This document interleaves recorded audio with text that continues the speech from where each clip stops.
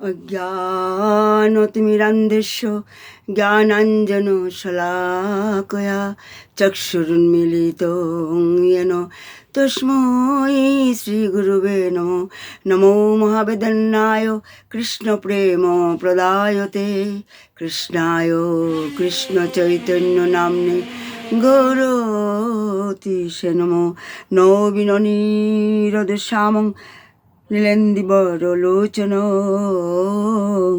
যশোদানন্দনং নৌমি কৃষ্ণ গোপাল রূপিণং নীলোৎপলদলশ্যামং যশোদানন্দনন্দন গোপিকা নয়নানন্দং গোপালং প্রণমাম্যহম। প্রথমে আমি ভক্তিরসপাত্র কিঞ্জন বৈষ্ণব মহাভাগবত মহাপুরুষ শ্রী শ্রী শিবানন্দ স্বামী চরণে আমার কোটি কোটি দণ্ডবত প্রণাম। আর সমস্ত রূপানুগ গুরুবর্গ গুরু পরম্পরা এবং সমস্ত আচার্যবর্গের চরণে আমার কোটি কোটি দণ্ডবত প্রণাম। আর উপস্থিত সমস্ত কৃষ্ণ প্রেম অনুরাগী গৌর ভক্তবৃন্দের চরণে আমার কোটি কোটি দণ্ডবত প্রণাম। আমাদের আলোচ্য বিষয় হচ্ছে ভুবন মঙ্গল শ্যাম সুন্দর প্রেমাবতার সারাৎসার অবতার অখিল রসামৃত সিন্ধু মহাবেদন্যায় শ্রী কৃষ্ণ চৈতন্য মহাপ্রভুর শাস্ত্রীয় উপদেশ। আজ অনেক দিন ধরে আমরা রসাস্বাদন করছি,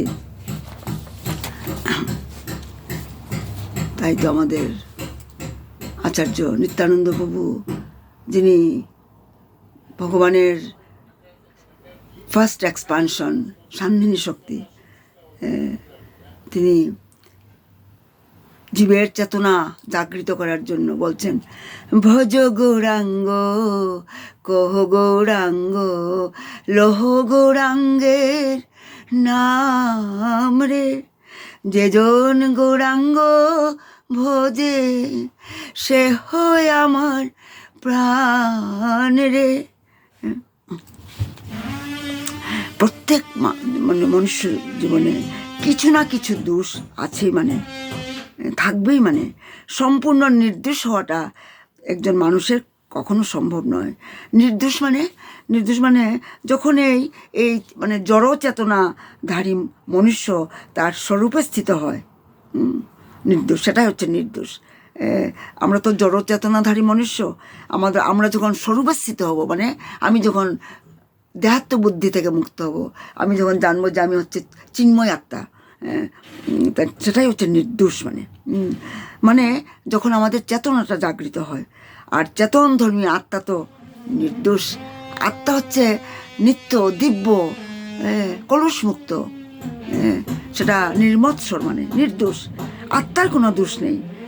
কিন্তু আত্মা যখন এই জড়জাগতিক গুণের দ্বারা, এই মায়ার দ্বারা আবৃত হয়ে যায়, মায়া থেকে উদ্ভূত এই দোষ, মায়া থেকেই তো উদ্ভূত এই দোষ।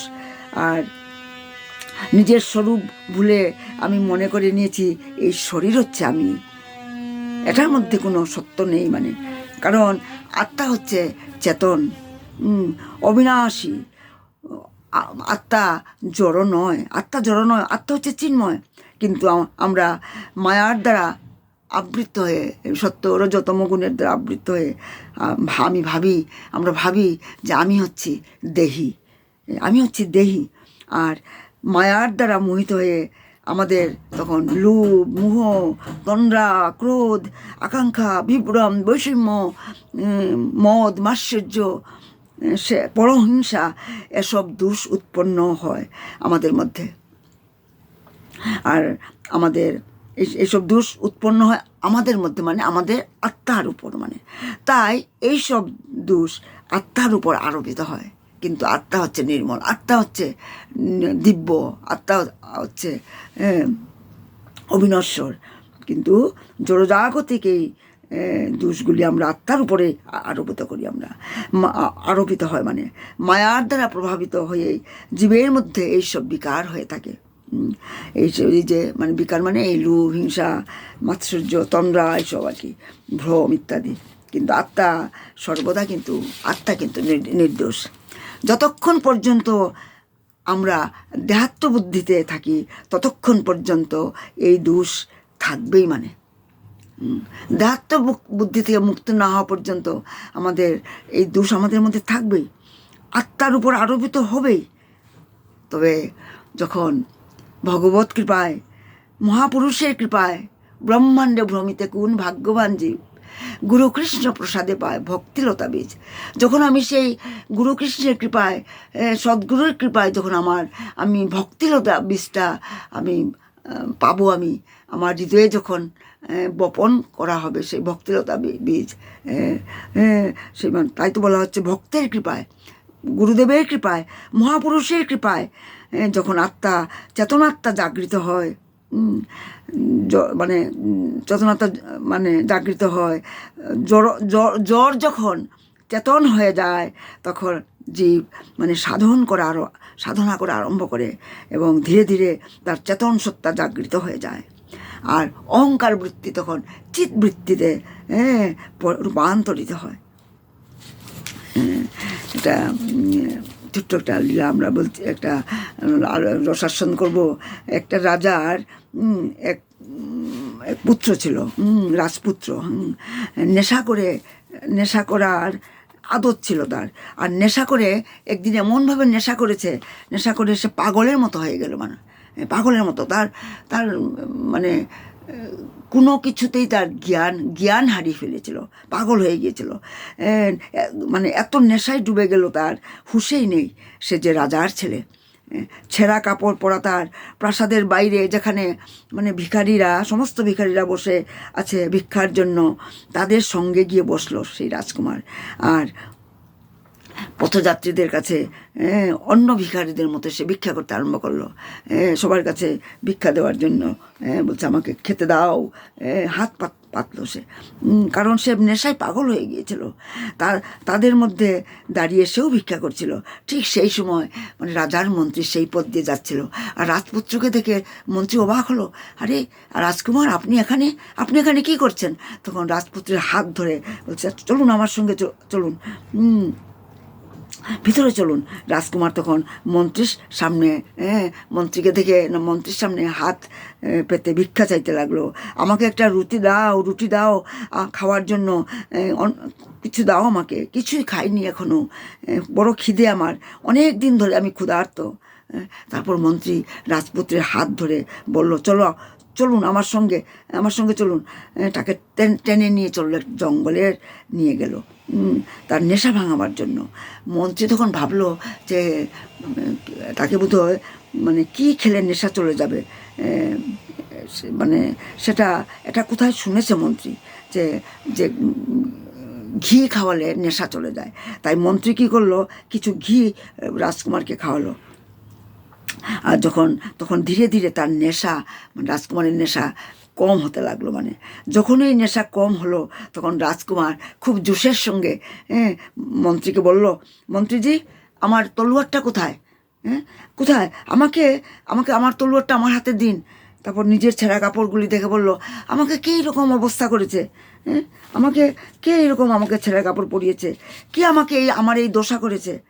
মন্ত্রী ভাবলো এখন নেশা কেটে গেছে, নেশা চলে গেছে। এখন রাজকুমার এখন নিজের আসল রূপে এখন চলে এসেছে। মানে এখন সে এখন মানে তার সম্বিত ফিরে এসেছে, সে যে রাজকুমার, সে বুঝতে পেরেছে আমাদের সবাই অবস্থা। এই গল্পটা বলার এটাই সিগনিফিকেন্স, এটাই তাৎপর্য যে আমাদের অবস্থাও কিন্তু সেই রাজকুমারের মতোই, আমাদের অবস্থা এইরকমই। এখানে রাজা হচ্ছেন জগতের মালিক, পরমপিতা ভগবান শ্রীকৃষ্ণ, সুপ্রিম পার্সোনালিটি অফ গডের, তিনি হচ্ছেন জগতের মালিক, পরমপিতা তিনি, আর আমরা হচ্ছি তারই সন্তান। তাই আমাদের অবস্থা মানে ঠাট বাট রাজকুমারের মতোই, কারণ জগতের পিতার সন্তান আমরা। কিন্তু আমরা বিষয়ের নেশায় এত ডুবে আছি যে নিজেকে আমরা ভিখারি বলে ভাবি, আমরা ভিখারি বলে মনে করছি। এর থেকে ওঠা খুঁজছি, ওর থেকে খুঁজছি, এর থেকে টাকা খুঁজছি, সাহায্য খুঁজছি, কারোর থেকে সুখ খুঁজছি, কারোর থেকে খুশি খুঁজছি, আর ভিখারির মতো এখানে সেখানে হাত পাচ্ছি, এটা দাও বলে ওটা দাও। তখনই আমাদের জীবনে কোনো এক মন্ত্রী আসেন, মানে মন্ত্রী এখানে বোঝানো হচ্ছে সদ্গুরু আসেন, আমাদের জীবনে ঠিক সেইভাবে আমরা যখন বিষয়ের নেশায় মত্ত হয়ে যাই, বিষয়ের নেশায় মত্ত থাকি, মানে ডুবে থাকি, মানে তখনই আমাদের জীবনে এক সদ্গুরু আসেন এবং তিনি এসে সেই সদ্গুরু, সেই সাধু পুরুষ এসে আমাদের ঘি খাওয়ান, মানে মানে ঘি মানে এখানে সৎসঙ্গরূপী ঘি। মানে যখন কোনো গুরু আমাদের পান করান সেই ঘি, তখন আমাদের নেশা চলে যায়, তখন আমরা বুঝতে পারি যে আমরা ভিখারি নই। আমরা তো জগৎ পিতার সন্তান, ভগবানের সন্তান। আমাদের স্বরূপ হচ্ছে আমরা হচ্ছি ভগবানের নিত্যদাস, আমরা তারই সন্তান, আমরা ভগবানেরই সন্তান। ভগবানই হচ্ছেন, আমরা তার পরম আপনজন। ভগবান আমাদের অত্যন্ত আপনজন, নিকটতম জন। তখন আমরা আমাদের স্বরূপকে আমরা জানতে পারি এই সৎসঙ্গের মাধ্যমে। সৎসঙ্গটা হচ্ছে ঘি, আর রাজা হচ্ছে সদ্গুরু, গুরুদেব। মানে রাজা হচ্ছে আমাদের পিতা, আর মন্ত্রী হচ্ছে সদ্গুরু, গুরুদেব। মানে যখন আমরা বিষয়ের নেশা মজে থাকি, ডুবে থাকি, তখনই সেই মানে সদ্গুরু এসে আমাদেরকে ঘি খাওয়ান, মানে এই সৎসঙ্গরূপী ঘি আমাদের পান করান। তখন আমরা আমাদের স্বরূপকে আমরা জানতে পারি। আমরা সৎসঙ্গের মাধ্যমে আমরা জানতে পারি যে আমরা এই সংসারের চাকর নই, আমরা সংসারের চাকর নই, আমরা ভগবানের দাস, নিত্য দাস। সেটা আমরা জ্ঞান লাভ করি তখন। এইভাবেই চৈতন্য মহাপ্রভু সনাতন গোস্বামীকে, কারণ সনাতন গোস্বামীও তো মানে তিনি দেহাত্মবুদ্ধিতে তিনি জোরজাগতিক সেই বিষয়ের নেশায় সেই বড় একটা মানে উচ্চ পদস্থ প্রধানমন্ত্রী ছিলেন, মানে নবাব হুসেন শাহর প্রধানমন্ত্রী ছিলেন, আর তার ছোট ভাই রূপ গোস্বামী অর্থমন্ত্রী ছিলেন। তারা মুসলমানের মতো তাদের চলন বলন ঠাট বাট ছিল। তাই তো সনাতন গোস্বামী যখন তার চৈতন্য জাগ্রত হয়েছিল মহাপুরুষের সান্নিধ্যে, চৈতন্য মহাপ্রভুকে দেখার পর রূপ গোস্বামী যখন সমস্ত কিছু ছেড়ে, তাদের অগাধ সম্পত্তি ছিল, অগাধ ধন রত্ন ছিল, সমস্ত ত্যাগ করে তার ছোট ভাই রূপ গোস্বামী আগে চলে এসেছিলেন, আর সনাতন গোস্বামী তখন চলে এসেছিলেন সমস্ত ছেড়ে। আর এখানে চৈতন্য মহাপ্রভু তাকে মানে রসতত্ত্ব, জীবতত্ত্ব, তারপর ভক্তি রসতত্ত্বের কথা তিনি, পঞ্চবিধা ভক্তির কথা তিনি তাকে বলছিলেন চৈতন্য মহাপ্রভু। তাই ভগবান হচ্ছেন অনাদির আদি গোবিন্দ। কারণ ঈশ্বর পরম কৃষ্ণ সচ্চিদানন্দ বিগ্রহম অনাদির আদি গোবিন্দ সর্বকারণ কারণম। শ্রীকৃষ্ণ যিনি গোবিন্দ নামে পরিচিত, তিনি হচ্ছেন পরম ঈশ্বর। মানে তার রূপ সচ্চিদানন্দময়, মানে নিত্য জ্ঞানময় এবং আনন্দময়। তিনি হচ্ছেন সব কিছুর উৎস, মানে কিন্তু তার কোনো উৎস নেই, কেননা তিনি হচ্ছেন সমস্ত কারণের পরম কারণ। তারপর তিনি আবার আরেকটা শ্লোক বললেন, স্বয়ং ভগবান কৃষ্ণ গোবিন্দ পরনাম সর্বৈশ্বর্য পূর্ণ যার গোলক নিত্যধাম। যিনি কৃষ্ণাস্ত ভগবান স্বয়ং ভক্তরূপে এসেছেন চৈতন্য মহাপ্রভু, তিনি কৃষ্ণের সম্বন্ধে বলছেন, কৃষ্ণ তত্ত্বের কথা তিনি সনাতন গোস্বামীকে বলছেন। শ্রীকৃষ্ণ হচ্ছেন স্বয়ং ভগবান, আর তার আরেকটা নাম হচ্ছে গোবিন্দ। তিনি হচ্ছেন সৈশ্বর্যপূর্ণ এবং গোলক তার নিত্যধাম। গোলক বৃন্দাবন হচ্ছে তার নিত্যধাম, তার নিজের ধাম, মানে অ্যাবোড। আর তিনি সরৈশ্বর্যপূর্ণ, অল বিউটি, সমস্ত জ্ঞান, সমস্ত বৈরাগ্য, সমস্ত যশ, সমস্ত শক্তি, সমস্ত রূপ, মানে যার বিদ্যমান, তাকেই বলা হয় সরৈশ্বর্যপূর্ণ, 6 অপুলেন্সেস। তিনি আরেকটা বললেন, এতে চাংশ কলা পুংস কৃষ্ণাস্তু ভগবান স্বয়ং ইন্দ্রারি ব্যাকুলং লোকং মনুরয়ন্তি যুগে যুগে। ভগবানের এই সমস্ত অবতাররা পুরুষাবতারের অংশ এবং অথবা কলা, কিন্তু শ্রীকৃষ্ণ হচ্ছেন স্বয়ং মানে পরমেশ্বর ভগবান। যুগে যুগে তিনি অসুরদের অত্যাচার থেকে জগৎকে রক্ষা করার জন্য তিনি আবির্ভূত হন। মানে তাই আবার তিনি আরেকটা শ্লোক বলছেন, জ্ঞান যুগ ভক্তি জ্ঞান যোগ ভক্তি তিন সাধনের বসে ব্রহ্ম আত্মা ভগবান ত্রিবিধ প্রকাশে। হ্যাঁ, পরম তত্ত্বকে পরম তত্ত্বকে জানার তিনটি পন্থা আছে, মানে মানে ভগবানকে জানার, তিনি তো হচ্ছেন পরম তত্ত্ব, তিনি হচ্ছেন অনাদির আদি গোবিন্দ। তাকে জানার তিনটি পন্থা, সেটা হচ্ছে জ্ঞান, যোগ এবং ভক্তি। এই তিনটি পন্থার মাধ্যমে পরম তত্ত্ব যথাক্রমে ব্রহ্ম, পরমাত্মা এবং ভগবান রূপে উপলব্ধ হন। আমরা সেটা এখন ব্যাখ্যা করব। মানে তিনি বলছেন, আমার বদন্তি তত্ত্ববিদ্যস্তত্ত্বং জগানমোদয় ব্রহ্মেতি পরমাত্মেতি ভগবানিতি শব্দতে। প্রমাণ দিয়ে শুনবেন। এই শ্লোকটা শ্রীমদ্ ভাগবতম থেকে ফার্স্ট ক্যান্টোর 2য় অধ্যায় 11 নম্বর শ্লোক থেকে এখানে উদ্ধৃত করা হয়েছে। কারণ আমি প্রায়ই এটা বারবার পুনরাবৃত্তি করে থাকি, আবার দিগদর্শনের জন্য আবার তো আমি বলছি যে এই শ্রীমদ্ ভাগবতম থেকে এই শ্লোকটা নেওয়া হয়েছে। কারণ চৈতন্য চরিতামৃত এমনই একটা গ্রন্থ যেখানে স্কন্দ পুরাণ, পদ্ম পুরাণ, ব্রহ্মবৈবর্ত পুরাণ, স্মৃতি শাস্ত্র, মনুসংহিতা, এইভাবে শ্রীমদ্ ভাগবত, ভাগবত গীতা থেকে অনেক এখানে শ্লোক মানে নেওয়া হয়েছে। আর চৈতন্য মহাপ্রভু শ্রীমদ্ ভাগবতম থেকে এই শ্লোকটি উচ্চারণ করেছিলেন। সেটার অর্থ হচ্ছে, যারা বিশেষ জ্ঞান দ্বারা, যারা জ্ঞান মার্গে আছেন, যারা বিশেষ জ্ঞান দ্বারা সেই অদ্বৈত তত্ত্বকে, অদ্বৈত তত্ত্ব মানে কে? গোবিন্দকে, ভগবানকে, সেই পরমাত্মাকে, পরম পুরুষকে, যারা বিশেষ জ্ঞান দ্বারা সেই অদ্বৈত তত্ত্বকে অনুসন্ধান করেন, তাদের কাছে তিনি বিশেষ ব্রহ্মরূপে তিনি প্রতীত হন। জ্ঞানীর কাছে ভগবান তিনি ব্রহ্মরূপে, ব্রহ্মণ রিয়েলাইজেশন তাকে বলা হয়, ব্রহ্মরূপে তিনি প্রতীত হন। আর যারা অষ্টাঙ্গ যুগের দ্বারা সেই পরম বস্তুর সেই পরম তত্ত্বকে অনুসন্ধান করেন, জানতে চান, তাদের কাছে তিনি হৃদেশে স্থিত পরমাত্মা রূপে প্রকাশিত হন। ভগবান ভক্তের তার according to the degrees of devotion ভগবান নিজেকে প্রকাশিত করেন। তাই জ্ঞানীর কাছে তিনি কীভাবে ব্রহ্মরূপে অবতীর্ণ হন, ব্রহ্মণ রিয়েলাইজেশন। আর যারা যুগমার্গী, যারা যোগী, তাদের কাছে তিনি পরমাত্মা রূপে প্রকাশিত হন। সেই সম্বন্ধে ভগবদ্গীতায় বলা হয়েছে, ঈশ্বর সর্বভূতানাং হৃদ্দেশে অর্জুন তিষ্ঠতি। সমস্ত জীবের ভিতরে ভগবান পরমাত্মা হয়ে বিরাজ করেন।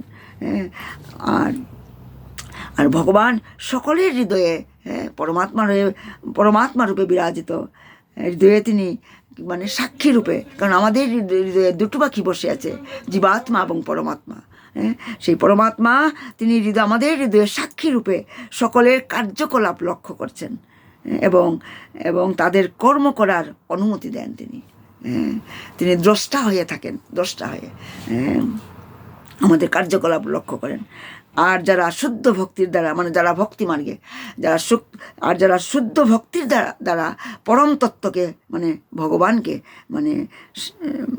জানার জন্য সাধনা করেন, তারা প্রত্যক্ষভাবে ভগবানকে দর্শন করেন।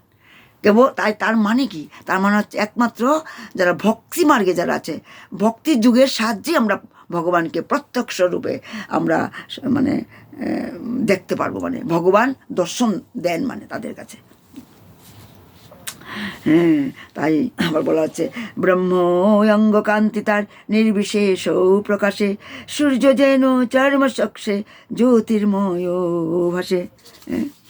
সেটা এই যে ব্রহ্মজ্যোতি, যার অঙ্গকান্তি, এখানে যে ব্রহ্মণ রিয়েলাইজেশন কি?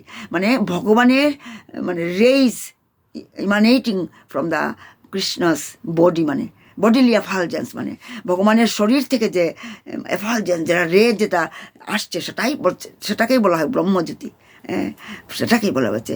আমরা এই যে ভগবানের গোলক বৃন্দাবন, যেটা ভগবানের ধাম, নিত্যধাম, যেটা গোলক বৃন্দাবন, সেখানে ভগবানের শরীরের সেই থেকে রশ্মি থেকেই সমস্ত গোলক বৃন্দাবন প্রকাশিত হয়। সেখানে চন্দ্র উদিত হয় না, সূর্য আলোক, চন্দ্রের আলোক সেখানে নেই।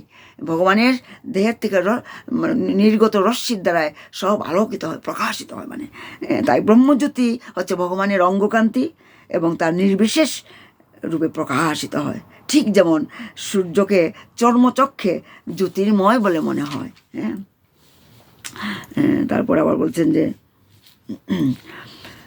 তাই বলে আবার বলছেন, পরমাত্মা যেহ তেহ কৃষ্ণেরও এক অংশ, আত্মার আত্মা হয় কৃষ্ণ সর্ব অবতাংশ।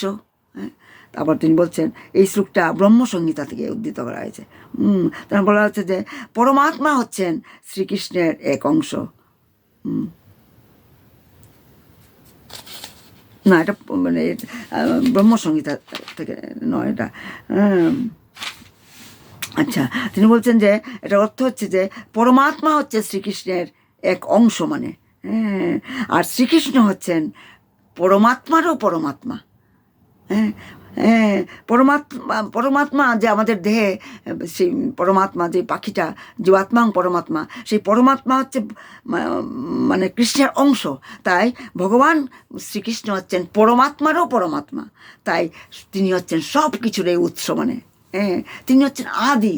হ্যাঁ, তাই বলা হচ্ছে, কৃষ্ণ মে নমো বেহি তমাত্মান অখিলাত্মনম জগদ্ধিতায় সোপত্র দেবা বেতি মায়া। তাই বলা হচ্ছে যে শ্রীকৃষ্ণ,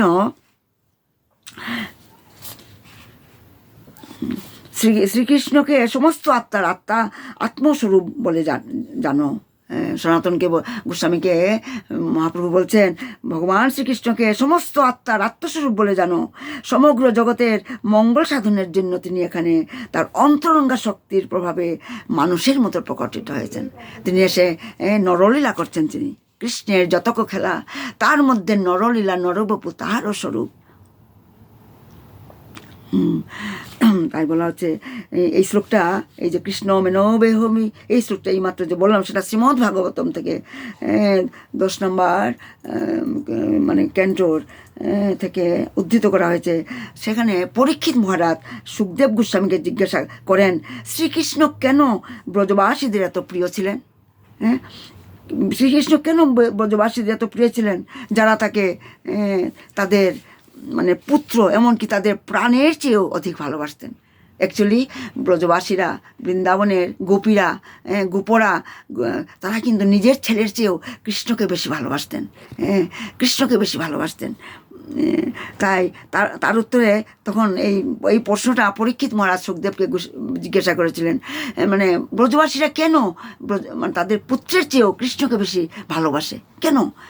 তার উত্তরে সুখদেব গোস্বামী বলেছিলেন যে আত্মা সকলেরই মানে অত্যন্ত প্রিয়, আত্মা সকলেরই অত্যন্ত প্রিয়, বিশেষ করে যারা জড়দেহের বন্ধনে আবদ্ধ, মানে কিন্তু সেই আত্মাই হচ্ছে শ্রীকৃষ্ণের বিভিন্ন অংশ। মানে তাই শ্রীকৃষ্ণ সকলের এত প্রিয়, মানে সকলের কাছে তার দেহ অত্যন্ত প্রিয়। আমরা সবাই আমাদের দেহটাকে ভালোবাসি, তাই না? সবাই আমরা ভালোবাসি আমাদের দেহটাকে, এবং সকলেই সর্বতভাবে তার দেহটিকে রক্ষা করতে চাই। হ্যাঁ, আমরা আত্মরক্ষার জন্যই তো আমরা সবসময় মানে চিন্তা করি, যাতে আমাদের দেহতে যাতে কোনো কষ্ট না হয়, তার জন্য আমরা যত্ন করি।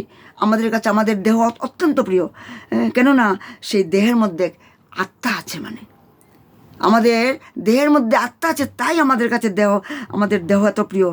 দেহ এবং আত্মার অন্তরঙ্গ সম্পর্কের জন্যই সকলের কাছে দেহ এত প্রিয়। মানে এটা খুব গভীর তত্ত্ব সিদ্ধান্তের কথা, আপনারা মন দিয়ে শুনবেন। ঠিক তেমনি আত্মা শ্রীকৃষ্ণের বিভিন্ন অংশ হওয়ার ফলে সকলের কাছে অত্যন্ত প্রিয়। কারণ সকলের ভিতরেই পরমাত্মা, ভগবান শ্রীকৃষ্ণ পরমাত্মা হয়ে সকলের একটা কীট থেকে আরম্ভ করে, একটা পিঁপড়ে থেকে আরম্ভ করে ব্রহ্মার হৃদয়ে পর্যন্ত সবার হৃদয়ে ভগবান শ্রীকৃষ্ণ পরমাত্মা হয়ে, পরমাত্মা এক্সপানশন, মানে ভগবান পরমাত্মা হয়ে সবাই হৃদয়ে বিরাজ করছেন। তাই তো সকলের কাছে ভগবান শ্রীকৃষ্ণের যেহেতু আমরা ভগবানেরই অংশ, তাই আত্মাটা শ্রীকৃষ্ণেরই অংশ, তার জন্যই মানে সকলের কাছে অত্যন্ত প্রিয়। দুর্ভাগ্যবশত আত্মা তার স্বরূপ বিস্মৃত হয়ে, কিন্তু এটাই দুঃখের বিষয়। আত্মা মানে কে এখানে আমি মানে জীবাত্মা, প্রত্যেক জীবাত্মার কথা বলা হচ্ছে যে আত্মা জীবাত্মা কি হচ্ছে, তার স্বরূপ বিস্মৃত হয়ে তার দেহটিকে স্বরূপ বলে মনে করে, মানে সেটা মানে দেহাত্মবুদ্ধি, ভাবে যে আমি হচ্ছি মালিক, মানে দেহাত্মবুদ্ধি এটাকে বলা হয়। তার ফলে সেখানে ভগবানকে ভুলে যাওয়ার ফলে ভগবানের সঙ্গে স্বরূপ তার আত্মা মানে তার স্বরূপ বিস্মৃত। স্বরূপ মানে কি, আমার স্বরূপ কি, আমার স্বরূপ হচ্ছে আমি হচ্ছি ভগবানের নিত্যদাস, এটাই আমার স্বরূপ, সেটা আমি ভুলে যাই, আমি ভুলে যাই, তাই তো আমি দুঃখ ভোগ করছি। তার ফলে আত্মা জড়জগতের বন্ধনে আবদ্ধ হয়ে পড়ে। জীব যখন তার বুদ্ধিমত্তার প্রভাবে শ্রীকৃষ্ণের প্রতি আকৃষ্ট হয়, তখন সে বুঝতে পারে যে তার প্রকৃত স্বরূপে সে তার দেহ নয়, সে কৃষ্ণের বিভিন্ন অংশ, মানে তাই তো এইভাবে যথার্থ জ্ঞান লাভ করার ফলে সে আর দেহ বা দেহ সংক্রান্ত বিষয়ের প্রতি আসক্ত হয়ে মানে অনর্থক পরিশ্রম করে না। কারণ আমি যখন দেহাত্মবুদ্ধি থেকে মুক্ত হতে পারবো, আমি যখন জানবো যে আমি কৃষ্ণের এই অংশ, আমার সঙ্গে কৃষ্ণের অবিচ্ছেদ্য সম্পর্ক, মানে আমি যখন জানবো আমি কৃষ্ণের নিত্যদাস, তখনই আমি বিষয়ের প্রতি মানে অনাসক্ত হতে পারবো এবং অনর্থক আমি পরিশ্রম আর করবো না, মানে বিষয় মানে ইন্দ্রিয় তৃপ্তির জন্য অনর্থক, এগুলি মানে অনর্থক বলা হয়েছে এখানে। কারণ জনস্য মুহয়ম অহম মমেতি, মানে জড়জগতের বন্ধনে আবদ্ধ হয়ে জীব মনে করে এই শরীরটি হচ্ছে আমার স্বরূপ এবং এটি আমার, এই শরীরটা হচ্ছে আমার, সেটাও হচ্ছে মায়া, মানে এইসব এই যে চিন্তা করাটা সেটাও মায়া, মানে সমস্ত জড় আসক্তি পরিত্যাগ করে শ্রীকৃষ্ণের প্রতি আকৃষ্ট হওয়ার জন্য আমাদের সকলের চেষ্টা করা উচিত।